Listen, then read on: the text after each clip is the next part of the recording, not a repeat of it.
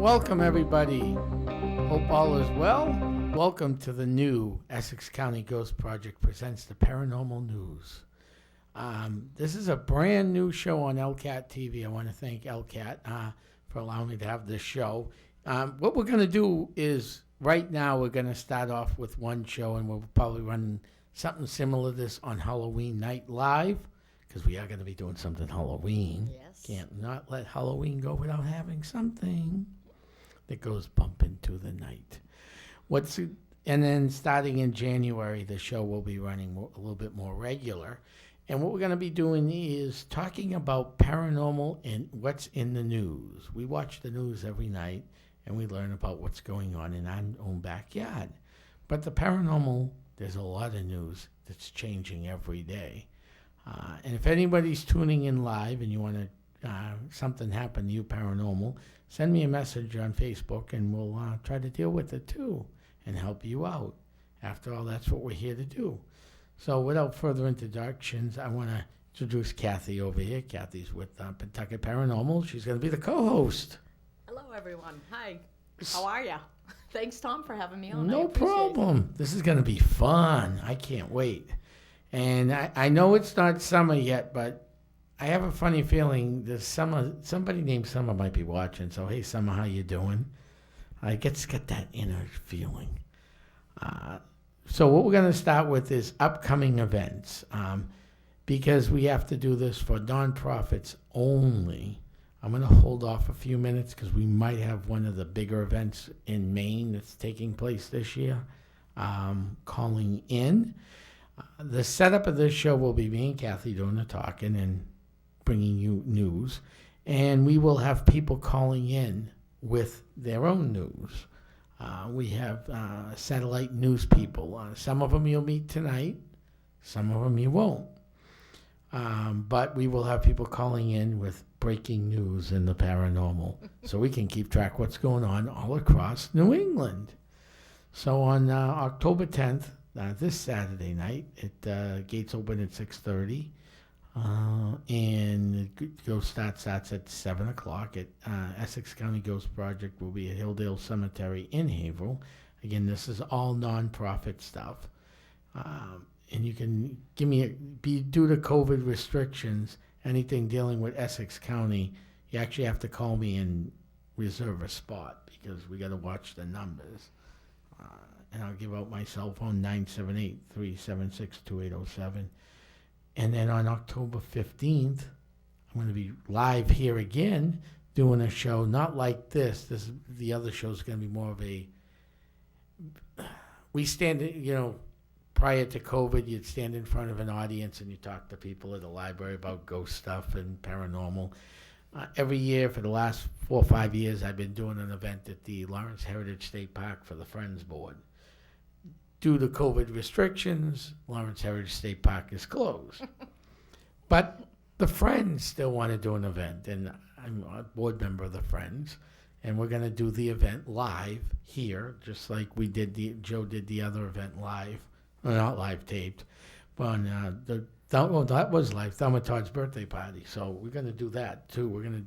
So that's next week, so you can catch that live. And then if you come on to my Facebook page, October 19th, or Haunted Merrimack Valley page, October 12th, 9th, and the 26th, along with Paranormal 5, we'll be doing the show Tales from the Dark Side of the Crypt. That's a great show. Just like this one and all the other great shows out there. October 23rd is still in the works. I'm not sure if it's going to be October 23rd or not. Just keep it on Facebook. October 30th will be a paranormal tour at Hilldale Cemetery. October 31st will be History in the Making again. Halloween. We're going to try to pull off a 3-hour live show on Halloween night. That's never been done on What did we do last public year? access, 2.5. Okay. So we're going to go for 3. We're going to go for broke on this one. And then a few other things coming up that's not Essex County related. But again, I double-checked everything. It's all about the nonprofit. So the Greater New England UFO Film Festival and Conference will be in Wilton, New Hampshire this weekend, honoring, and the reason why I wanted to bring this up, because one of my roving reporters is being honored at this very event. Good. For his service in the paranormal and the UFO field, Paul Eno. 50 years he's been doing it. Wow. 50 years. Wow. That's older than you and me. Yeah, exactly. It's not. And some of the movies they'll be showing, 1953 version of War of the Worlds. Oh, wow. That was a good one. 1975, the UFO incident. That's the Benny and Barney Hill story. Yes. Maybe we can get Mike to talk a little bit about that tonight. And then 1958, a movie that I don't like horror movies, but I tried to watch this once, and it took me 3 weeks actually to go to sleep. The 1958 version of The Blob. Oh. So that's some of the events coming up, and there's one more. I'm going to hold off just a little bit because I was hoping one of the people would call in for that event, but since then we'll just hold off, and by the end of the show we'll announce it. So there's a lot of news going on right now. I mean, the internet's blowing up. Of course, when you do internet, you got to watch everything, but all the paranormal sites are blowing up right now. There was some huge news coming this week. First of all, I do want to mention that, again, just out there, the Lizzie Borden house at Maplecroft is for sale. Wouldn't you want to own that? I would love to. I think that would be a cool house to own. Yep. I agree. You don't know what would happen, but I think it would be a very cool house to own. We've never investigated Maplecroft, but we did investigate the Lizzie Borden bed and breakfast. And let me tell you, I mean, it's not breaking news, but we'll talk a little bit about it. There was a lot of activity going on that night. We got some birds. You could hear bird noises on the recorder. Wow. We had a light shoot up in front of us in the basement. That was pretty interesting. That was actually Essex County's second case. Wow. 12 years plus ago. That's my goal. My goal is to get there. So, another house that's for sale, I would love to live in this house. I really would. Pretty good book. I can't watch the movie because I'd probably be up for about 3 months. Yes, you guys will get to know me. Just checking to wait for the... You guys get to know me that I can deal with the ugliest stuff in the paranormal, but I don't deal well with horror movies. But the Amityville house in Amityville, New York is back on the market. Nice. That might be a fun place to go investigate. That might be a fun. Yeah, they would let us. That might be a fun place to own too. Imagine owning a haunted house and sleeping there. I think that would be pretty cool. And we got trick-or-treating coming up. I know Halloween. As a public service message, we just wanted to let people know Haverhill is canceled. Methuen, Mayor Neil Perry will make that decision on October 23rd, what they're going to do with trick-or-treat. Lawrence, as far as I know, has been canceled. And Salem, New Hampshire, for the closer communities, because there are people watching us live on the internet now, from what I can see. They're on. Yep. So check your local listings, check your times, and enjoy Halloween. I mean, it's gonna be a little different this year. It's a little weird out there now, isn't it? It is. I don't know if it's the spirits that have done this through the years. The electric magnetic field's turning. Something's changing. Something's changing out there, and it's very scary. The only good thing about Halloween, everyone will have a mask on. Yes, everybody will have a mask on. Yes, I agree to that one. Everybody will have a mask on that night. So, if not, if you don't want people at your door, just don't leave the light on. Shut it off, and you'll be all set. Yep. You don't have to worry about anybody coming in. All right. Before we continue with this, Let's see. You did some investigating recently, didn't you? I did. You did. I did. We've done a few things. Yes. Including stuff with you, which has been awesome. But recently, though, not too recent, but I do want to bring this up because it is Halloween, and anybody sitting at home now can watch. They're going to run these shows all over Halloween, so it doesn't even matter. But it's nice when you have somebody who's actually been to the place. Right. You hear them, and then you watch it on TV and go, So, didn't you take a short jogging trip to New York? Yes, a 7-hour drive. You didn't walk? I thought you walked. Went to Rolling Hills Asylum in East Bethany, New York, and that was awesome. It was a great trip. We really did get some pretty neat evidence, especially at one point, one of our video cameras actually was turned on and turned off by itself. So that was interesting. That was great. We got some voices, some great EVPs, and I'm still looking at some of the evidence because it takes a while. It's not easy to look at. It's not what you see on TV. No, it's hours and hours and sometimes weeks of reviewing evidence over and over to make sure you didn't miss anything. Right, and that's what happens in the field. And any shadow figures? Because I love shadow figures. I think we may have gotten a few. We did have a laser grid at one point, and something did break the grid. Oh, nice. So that was a lot of fun. It's a large place, and we had an 8-hour investigation, and honestly, 8 hours was not enough time to investigate the place. It was incredible.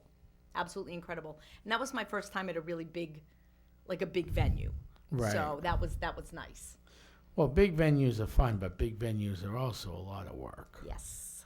They're a lot of work, especially trying to run a big venue. Right. And trying to do the proper investigation. And 8 hours isn't really enough. It takes about an hour to just set up the cameras. Never mind, investigating. Right. And there were two of us, on our team, just myself and Bob, and we had other people there with us, but Bob and I worked as a team, and it was a lot. It was a lot of walking. I didn't realize how tired I would be afterward, but it takes a lot out of you. Right, and then you drove home the next day. We did. We drove home 7 hours the next day. But wait a minute, you might have driven home, but I got a weird phone call from somebody saying they saw a Bigfoot. Honestly, on my way home, no joke, in a field coming through, and I can't even remember where we were in New York. I thought you were out near Syracuse, weren't you? Yes, it was Syracuse. Thank you. And I was very surprised because I kept looking in a field, and I'm like, that's not a bear. It isn't a bear. It looked like a Bigfoot standing. So I don't know what it was, and Bob didn't see it, and I was driving, so there was only so few minutes I could take my eye. I gotta watch the road, and everyone knows how quickly I drive. So you drive slow. I truly believe I saw something out of the norm as far as a large humanoid fur-covered creature. Wow. That must have been cool. And I honestly believe there's portals. They have portals. And who's to say it didn't, pop in and then pop back out? Well, after that, I made some phone calls to some friends in the Bigfoot field. Okay.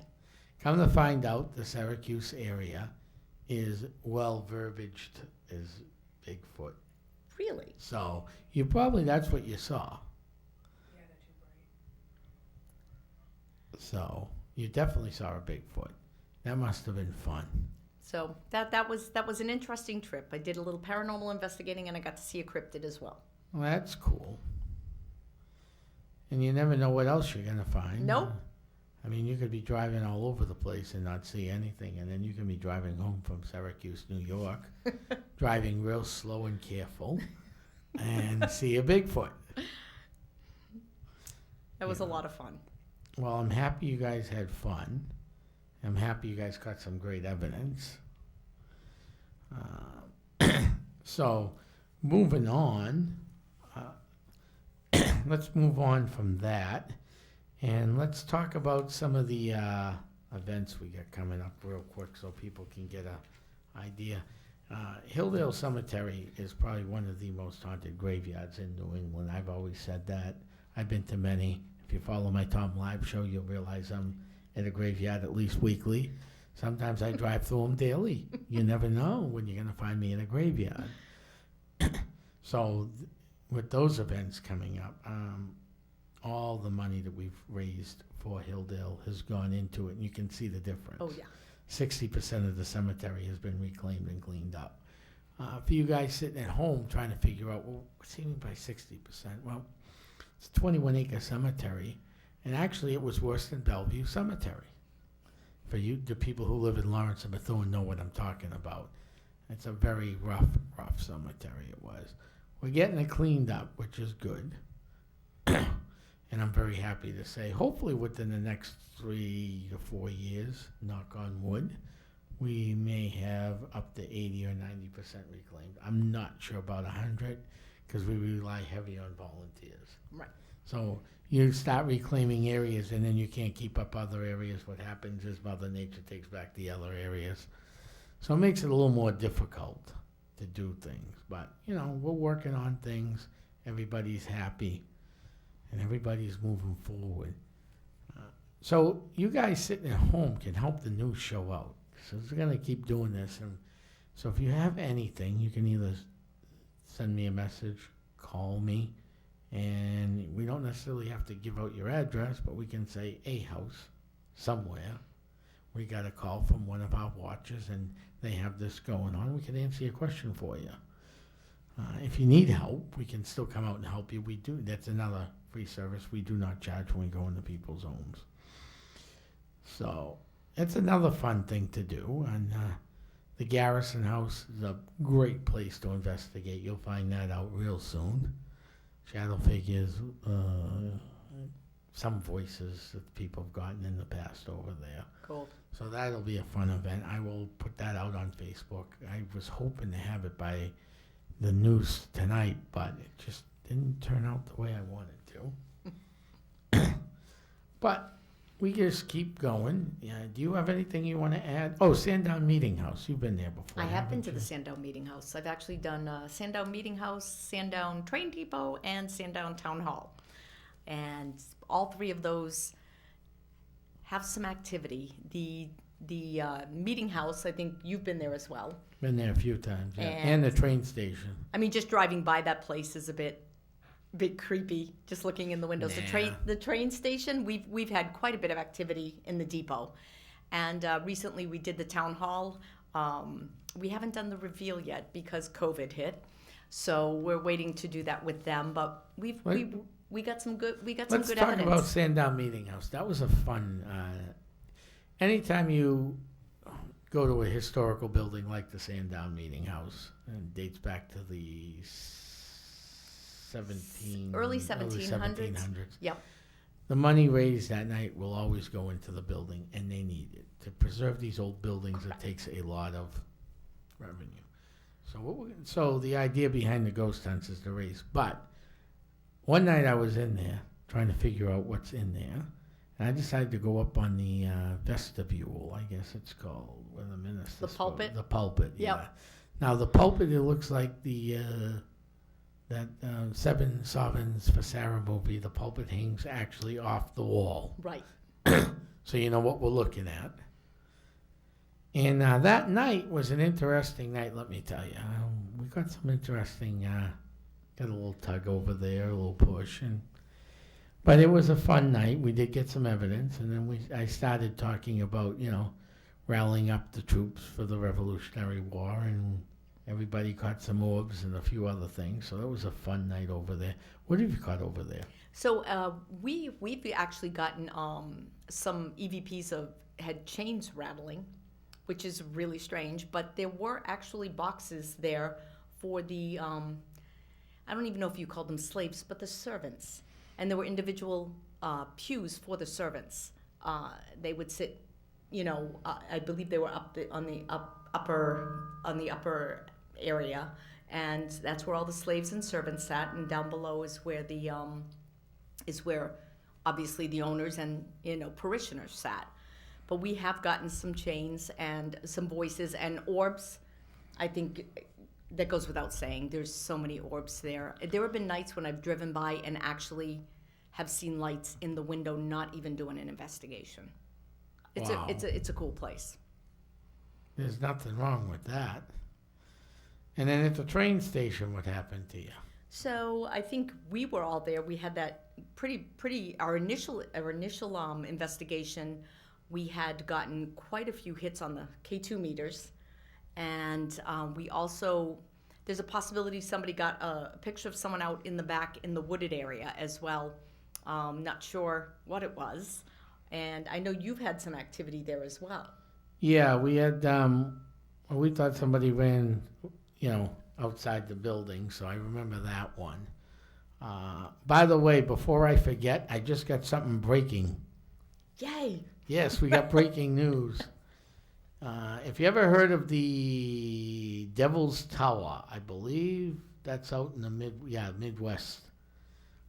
Is it Arizona? Arizona, I believe it is. Someone just sent a picture of a mysterious light over the tower. They were there not that long ago, a couple hours ago.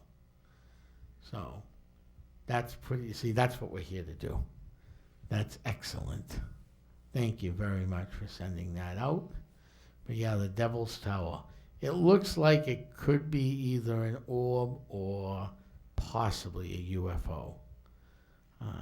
I'd have to actually take a real look at it by blowing it up. Right. But for the sense, hey, at least we caught some, at least we're getting stuff sent in. And that area is a hot spot for UFO phenomena, and I think that's just partly because it's so wide open. You have such a great view of the sky out there. As far as here, a lot of forest, a lot of trees. It kind of, you lose a little bit of your skyline. Right, exactly. So we're gonna see more. I mean, and the other thing I want to mention too is, we're dealing with COVID, right? And someone just sent me this. We're not breaking news on the paranormal on this end, but it deals with the paranormal.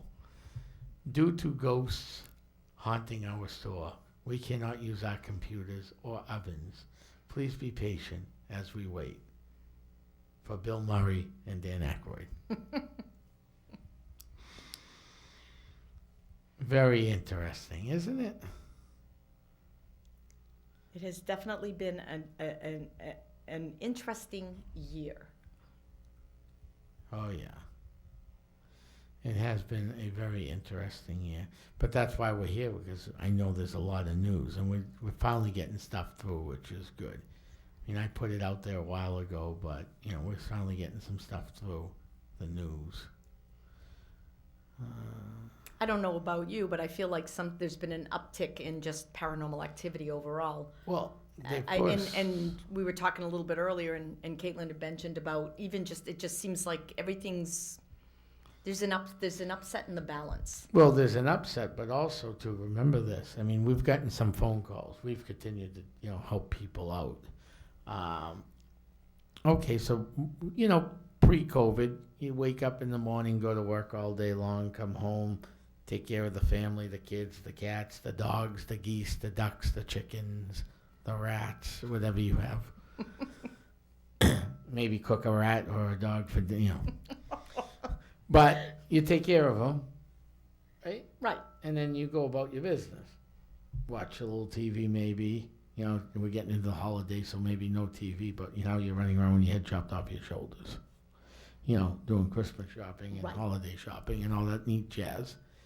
But then COVID hit. Right. So what did you do while COVID was hitting? Either A, worked from home. Right. B, you lost your job and you were home. Or C, your job just shut down and they paid you to stay home. Right. Any one of those three. So now we're sitting in the house all day long. So that occasional, the keys move from this side to that side, and you thought maybe it was you or the kids running around with your head chopped off your shoulders. The strange footsteps upstairs when no one else is home. Right. A little bit of knocking. A little bit of knocking. A little bit of shadowing. You know, you never know what's going to happen. So now all of a sudden you're starting to notice more. And you notice more. And that's what your people are starting to notice. And that's why there's an uptick in the paranormal. Not only that, you have the scientific uptick. Yeah. I mean, for the last 2 or 3 years, it's going to take a lifetime and a half. So everybody watching at home, don't get scared. Please don't get scared if you're watching at home. But the Earth's rotating. So when it rotates, it pulls the magnetic fields away. Right. And what happens when you pull magnetic fields away, you're going to have more spirit activity. I've seen an uptick with the cemetery stuff we do every week. I mean, we're walking out of cemeteries with at least a minimum of 10 EVPs, and you know, whether they're off the S box, the SB box, the S box 7, or they're just straight out EVPs. We're running 7 to 10 on average. Right. I mean, there's just all kinds of changes. I mean, it's crazy, and it's great all at the same time. It keeps us busy. Right, and it keeps everybody else busy, which is good. The other thing, too, is we talked about electromagnetic fields, right? What a sad time to bring up electromagnetic fields. Let's do it. We all know who just passed away, right? Okay, a number of people. 2020 has been that year. Eddie Van Halen just passed away. That's what I'm talking about. Okay. Wow, we didn't even rehearse that, and look how well we did on that. Huh? That was pretty good. That's why I got you on as my co-host. Eddie Van Halen passed away. And he did. If you read through some of his biography stuff, he actually blamed the throat on electromagnetic fields. Oh. Which, if they're high enough, they can cause cancer. Absolutely. Among people being scared. We just got another thing to send. It's not like happened right now. Somebody sent it to me from yesterday, but that's all right. Vero Beach. Who's been to Vero Beach? I haven't. That's California. That's California. Have not been there. Someone took a picture of an orb that was on the beach, and it ended up out in the ocean. Is it an orb or is it a... It's a light. It's definitely a green light. Huh. And then it goes out to the ocean. They just sent me that one. That's a great photograph, by the way. So thanks for sending that one out. We're doing... Excellent. But yeah, it's at Vero Beach, California. So that's good news. And another exciting find. Maybe not right away, but we got the exciting find. And of course, anybody that's been out to Gettysburg, I had somebody send me something recently from Gettysburg. I love Gettysburg. That's got energy galore. It really does. It's insane. Anywhere you snap a picture down there, you're going to get an orb. And I really feel like I've been there probably 20 times to investigate, and every single time something great comes along. I got a question. Someone just sent this in. If you saw an apparition, would you try talking to it? Absolutely. So wouldn't I? Absolutely. Yeah. How about you guys at home? You should think about that one, because you never know what you're going to find in your house. I know a lot of the homes in this city are haunted. We haven't done many investigations, but I've heard plenty of stories through the years. I mean, you think about the age just in the Northeast alone. Yeah. I mean, we're 100 years ahead of everyone else. California wasn't even really a state until the 1800s. Yeah. So California's new country. It is. I mean, it's funny when you think of the Old West, but the Old West is not even that old. compared to what's around here. Yeah, the Old West, was that 1870s, 80s? Yeah, that's not that old. Not when towns are starting in 1641 or 17. Right. Plymouth Rock, 1620. 1620. And if I'm wrong, somebody can correct me, but I believe it's 1620. I believe you're right. So, yeah, you never know what you're going to find in all of these. Just waiting. And then, of course, we also have battlefields around here, which... Oh, absolutely. The Revolutionary War. That always gives you a lot of activity.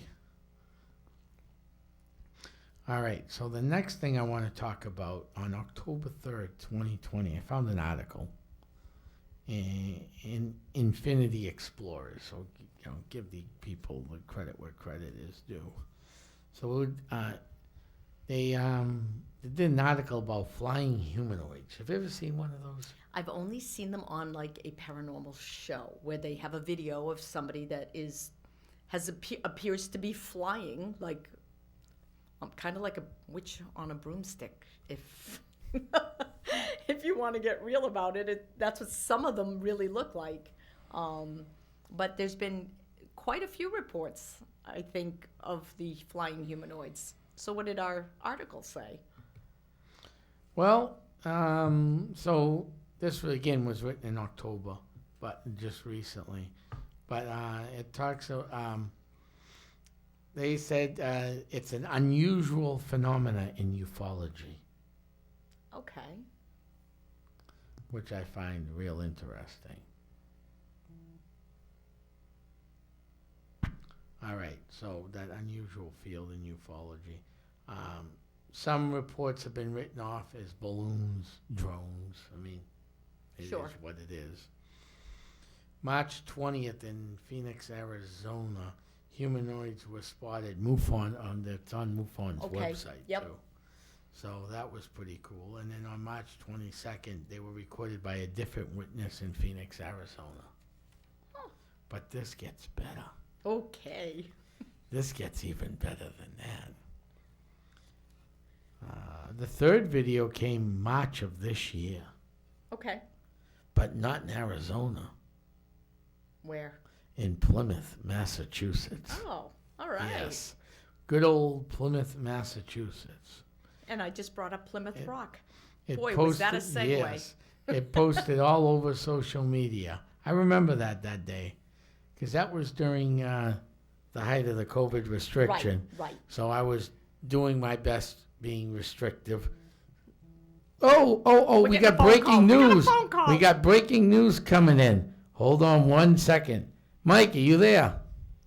I'm here. Hey, Mike, you called at the perfect time with your news because I had another question to ask you, too. And I was doing some research today for the show, and I found out back during when we were all supposed to be social distancing, I was doing a good job of that, sitting at Heavenly Donuts, drinking my coffee out in the parking lot. Whoops. But anyhow, humanoids, flying humans, Mike. You know anything about that? Oh, by the way, before we go on to that, Mike, we're granted today to the presence of Mike Stevens. Mike Stevens is with Granite Sky. He's going to be one of the regular reporters calling in. And he's got some history today, though. But, Mike, have you ever heard of flying humanoids? Yeah, the biggest case that I'm aware of happened, I want to say in the late 80s, early 90s, down over Mexico. They called it a flying witch. It was a pretty interesting video to watch. So what did people think of it? Same with about everything involving the subject. Half the people believe it's an authentic thing. Some believe it's a hoax. It's kind of one of those weigh it out for yourselves and see where you lie, I guess. Right. This year, though, there have been 3 sightings, 2 in Phoenix, Arizona, and 1 in Plymouth, Mass. Interesting. In March, there was 1 down in Plymouth, Mass. A group of guys were out playing football, and they saw an object of a humanoid in the sky. The video went viral. It's all over the place. But no official determination, so it's another deep mystery to look into. Now, Mike, you being a UFO specialist, you have something big today, don't you? Yeah, we figured for this first show, instead of trying to break in with any news, we just give some of the space and UFO history of the month of October to remind people it's not all about pumpkins and Halloween, that you should be looking up too. Right, and Mike, we got some extra time, so you can spend a little time on that if you'd like. No rush on it. I know we'll just kind of go through it and see how it goes. Yes, perfect. Okay, so what do you got for us, Mike? So, October 2nd,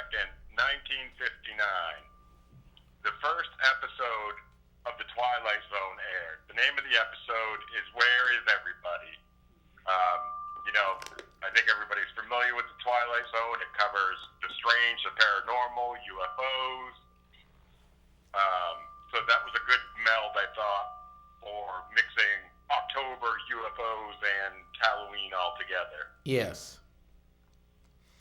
And that first episode was about the man being locked in the space capsule simulator, so that was even kind of fitting as well. On October 4th, 1957, the Russians started the space race by launching Sputnik.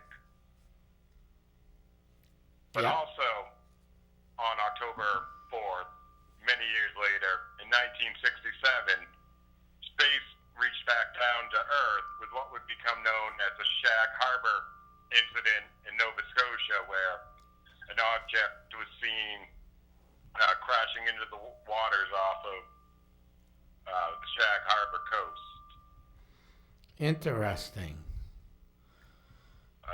In a little localer news, on October 5th, 1882, Robert Goddard, who's pretty much known as the father of the space age, was born in Worcester, Massachusetts.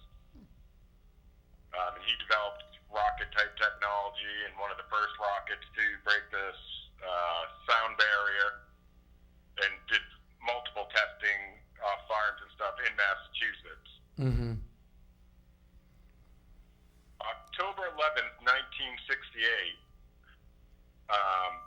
we launched the Apollo 7 mission from Cape Canaveral.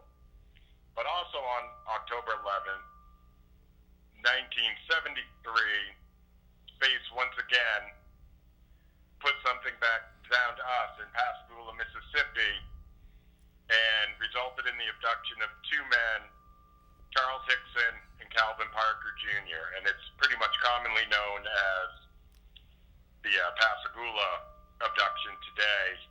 And that case gave us one of the stranger descriptions we've ever gotten of the occupant of a UFO.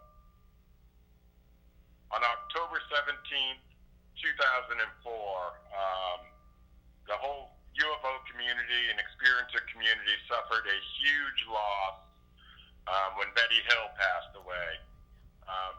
Betty was known most famously for her 1961 encounter in the White Mountains of New Hampshire. But most of the world wouldn't know of that encounter until October 25th of 1965, when the Hill story was leaked across the front cover of the Boston Traveler. Jumping back a date, October 24th, 1968, the Minot Air Force Base, which was a SAC base in North Dakota, there was a UFO over the base witnessed by at least 16 military personnel. And we're kind of familiar with that type of activity in this area between the former Pease, former Devon, to former Loring Air Force bases. October 27th, 1954, in a football stadium over Tuscany, a large object was sighted by all the fans and the players. The game actually stopped so they could all look up and watch this thing. And where it is Tuscany, I should mention that football means soccer, not our American football. Yeah, and then October 30th, 1938, Orson Welles and the Mercury Theater present their version of H.G. Wells's War of the World. Some people tuned in and didn't realize it was a production and thought that we were actually under attack.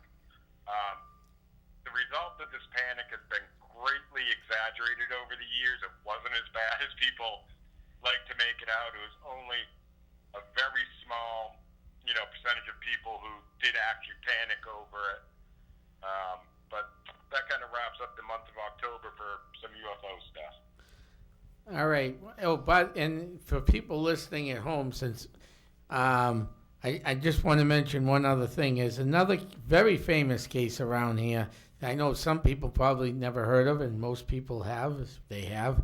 Can you quickly go over your friend, the Benny and Barney Hill case? Yeah. I think so basically, I think you know that case really well, don't you, Mike? Yeah, pretty well, especially for a quick version. So September 19th, 1961, Betty and Barney Hill are a interracial Portsmouth couple traveling back from Canada down Route 3 in Lincoln, New Hampshire. They get to the Mount Cleveland picnic area, and Betty starts to see something that catches her eye. She almost thought it was a star at first until she sees it move or do something. They pull over. Barney gets a look at it. Betty's like enthralled and excited to see what this thing could be. Barney kind of gets creeped out but doesn't want to admit it. As they drive down the road, Betty's continually watching it. They watched it, go over Cannon Mountain and saw it block out the light on top of Cannon Mountain. They saw it next to the profile of the old man in the mountain, which we know the face of the old man was 48 feet, and they said this thing was double it. So we knew this craft had to be, from their observation, about 100 feet long.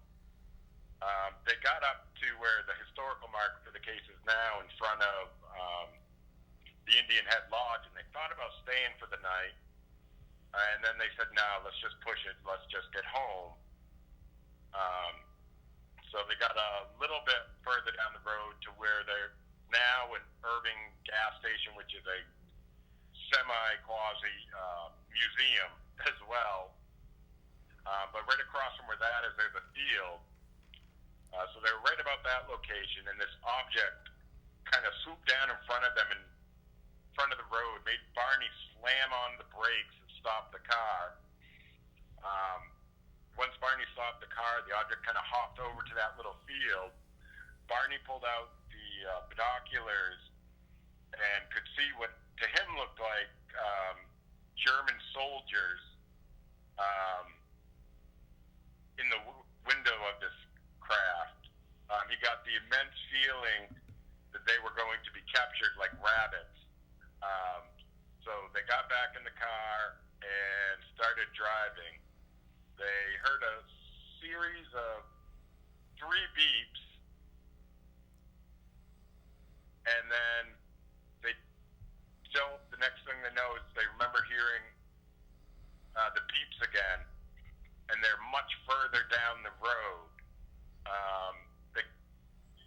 They didn't really talk because it wasn't really a lot to talk about. They were just really weirded out. It was the middle of the night, early morning. As they approached Concord, New Hampshire, they were looking for like a restaurant, somewhere to get a cup of coffee, somewhere with people to just kind of readjust, but nothing was open. They made it home, and that's when they started realizing that Betty's dress was torn, Barney's shoes are scuffed up, that the watch had stopped working, and things like that. They went to bed and woke up a little bit, and Betty, a couple hours later, ended up calling her sister because her sister, she knew was safe to talk to about this sort of thing because her sister had seen a UFO previously. But they didn't really even know that they had been abducted at that point. That didn't come out till years later through regression. And the regression was more to treat Barney's medical condition over the stress of not knowing what had happened that night. It wasn't necessarily to uncover this abduction. Interesting. And one last question, Mike, then we'll let you go. So you joined us during Trails and Sales this year. We had a very small. You joined us during Trails and Sales this year. We had a very small turnout due to COVID restrictions.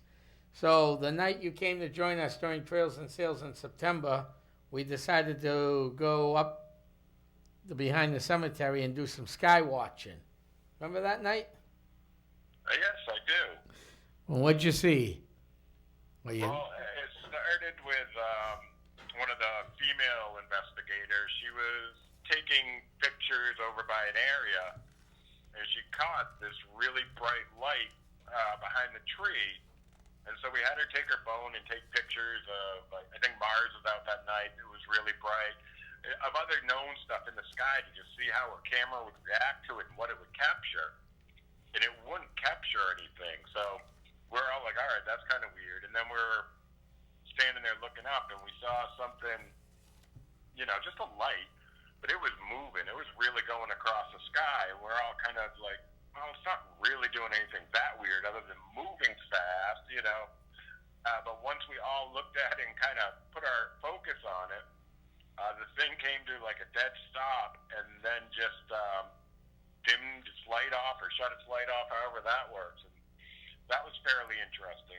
I think it definitely left its impression on some of the other investigators there. It did. Hey, Mike, I want to thank you for calling in and being a active reporter. So keep your eyes to the sky and let us know what else goes on. Thank you very much, Mike. That's Mike Mike Stevens from Granite Sky. Thank you. Have a good night. Bye-bye. All right, back to this. More breaking news. Somebody just sent me this, too. It's not really news, but, hey, we're in Halloween, so anything can go. This just didn't happen recently, but I got a did you know. Who's seen Freddy Krueger? I can't watch that stuff because I'll be up for 3 months. Put me into a demon, I can watch horror shows. No. I'll go deal with demons. I'll go deal with spirits, but I can't deal with horror stuff. Yeah, I'm with you. Honestly. But the character Freddy Krueger was based on a real-life serial killer who lived in Rockville, Iowa, in the 1800s, according to court county records of the time. Mr. Krueger was known to have killed at least 20 children within a 3-mile radius of where he lived. How did he get in their houses? Through the basement? Don't know. It doesn't say. I was going to say, that's Freddy Krueger right there. It's like he getting into the boilers in the murdering- basement. It was reportedly murdered most of the children using only a gardening claw. Woo. Well, that's horrible. He lived inside an old abandoned cement factory on the north side of the town, where he would bring his victims. So that gardening tool is the claws of Freddy Krueger. Yeah. I get it.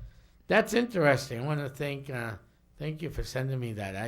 It's a whole article. We're not going to read the whole thing, but that's very interesting. I'm very nice to see that.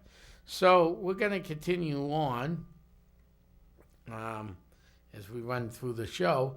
On September 26, 2020, there's a reason why I'm going back this far. Okay. Well, not that far, but No, it's less than a month. a young couple saw a bus-sized creature around 3:40 p.m. in the afternoon up north in this lake called Loch Ness. Loch Ness. So that was September 26th This year? of this year. Oh. A bus-sized creature. On October 4th, 500 feet below the surface of Loch Ness. You can't even dive that Nope. deep. Wow. That's incredible. That's 5 football fields long. It is. Sonar picked up a 33-foot long something. All right. Might be Loch Ness himself. Could be Nessie. It could. Or at least a grandchild. At least a grandchild or a great-grandchild. Some experts have said it's a shoal of fish, which means it's a group of fish. Right. Yeah. Like a school of fish. School of fish, yeah. In the article. The image that was captured of the Loch Ness was done by the director of the catamaran boat that was out there giving a tour. And the image, it was in the middle of the loch, and in about 10 seconds it was gone. So Yeah, they but only you know had what? 10 Honestly, if it seconds. was a school of fish, how many fish can survive 500 feet down? Yeah, that's pretty deep. I mean, that's why I don't think it's a shoal of fish. No, I don't Or either. a school of fish. And like in that article was written October 4th, 2020. But if you go back, September 26th isn't that far. And Right.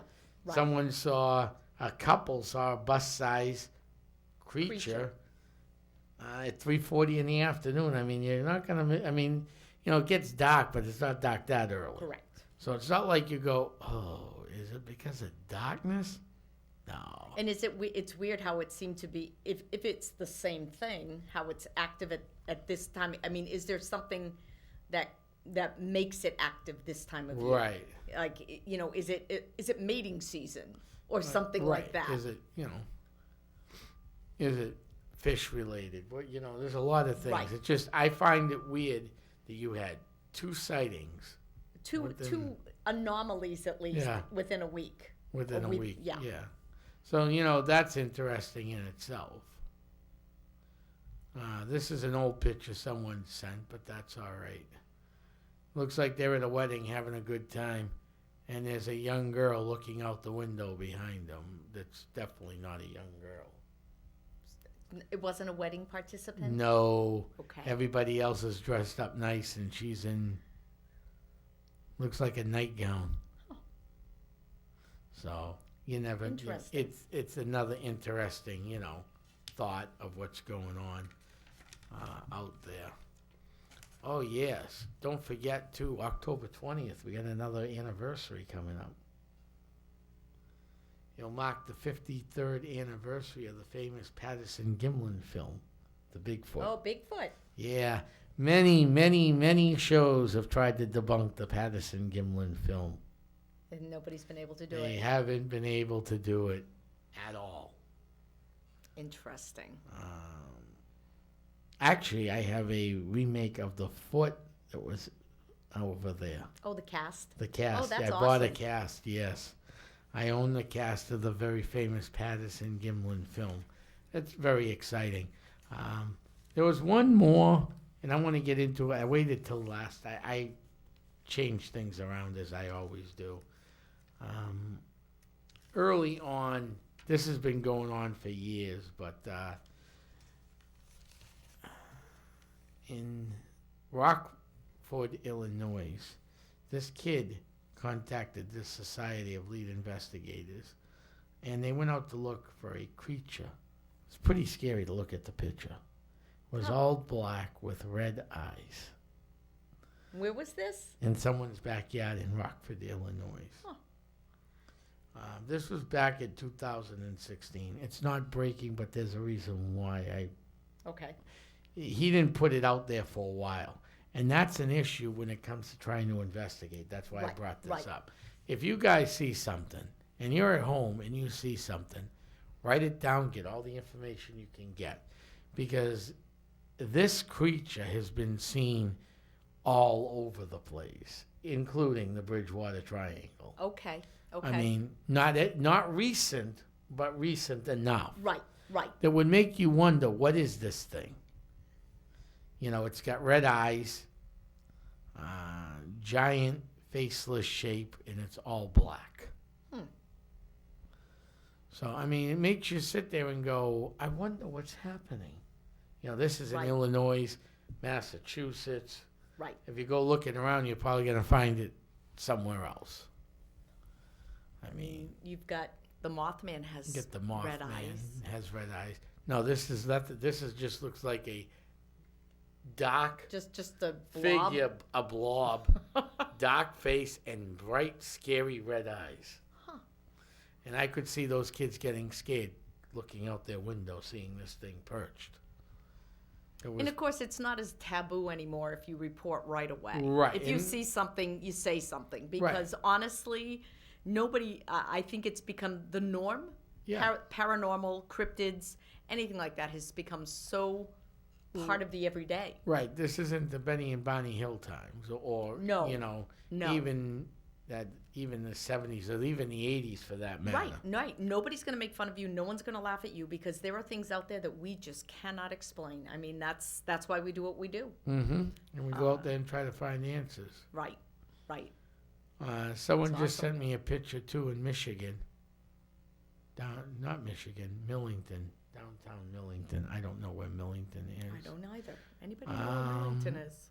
But it looks like it was there was a murder that took place, and someone took the picture of this abandoned street with nothing on it. Probably a nice warm Sunday morning, early. Right. In one of those older downtowns, and caught a shadow figure of a person that was murdered out there, walking down the sidewalk. It says it's a city in Tennessee. Tennessee. Just wanna That's a great area. That's got a lot of hotbed for Bigfoot and other activities. Well, those mountains, the mountain ranges. Yeah. Anywhere like that. Northern New Hampshire is an excellent example of... Oh, yeah, you got Bigfoot and everything else. I could do a whole show on that. I think the funny story was the footprint I got over at the Tewksbury State Hospital. Yes.